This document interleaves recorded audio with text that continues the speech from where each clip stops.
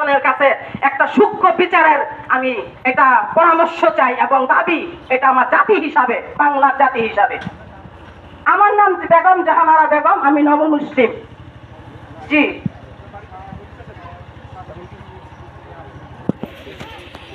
জি জি উনি তার বড় ছেলে সিফারউদ্দিন, ওনার নাম, আমি তার মা। ওই মা আমার উপরে এটাই ক্ষিপ্ত। আমি আমার মেয়ের জামাইকে হেল্প করি। আমার মেয়ের জামাইয়ের আর্থিক অবস্থা দুর্বল ছিল। আমার মেয়েকে কিছুদিন আগে আমি 65 লক্ষ টাকা ওয়ারিশে দিয়েছি।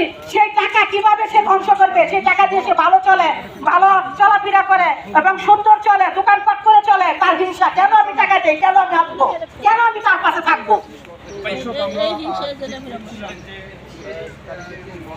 আপনারা কি চাচ্ছেন এখন বলেন তো? আমি এখন সূক্ষ্ম বিচার চাই। মানববন্ধনের কাছে, জাতির কাছে আমি সূক্ষ্ম বিচার চাই। আইনজীবীর কাছে, ডক্টর ইউনূসের কাছে আমি সূক্ষ্ম বিচার চাই। তারেক জিয়া ওনার কাছে আমি সূক্ষ্ম বিচার চাই এবং আমি সকল জাতি দেশবাসীর কাছে সূক্ষ্ম বিচার চাই। সূক্ষ্ম বিচার না হলে এখানে আমাদের বসবাস করা খুবই কঠিন হয়ে চলবে। আমার নাম বেগম জাহানারা বেগম, আমি নবমুসলিম।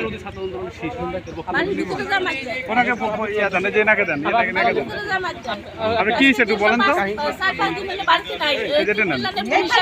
এইটা নেন, কথা বলেন। আগে যান, আপনি আগে যান। এখানে তার বাবার পালন করে এবং তার ভক্তবিন্দু গাজীপুরে 4000-এর উপরে তার ভক্ত আছে।